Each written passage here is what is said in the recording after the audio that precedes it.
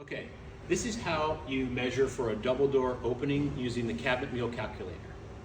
So you're gonna have a door here and a door here. To determine the size of each door, you're going to measure the inside width, which is 21 inches wide. Measure the height, which is 16.5 inches high. And let's go to the ordering page. After you choose your material, you're going to want to click on cabinet opening. Choose your overlay, which we have a 1/2 inch. This is a double door opening. And here are our measurements. 21 inches wide by 16.5 inches high.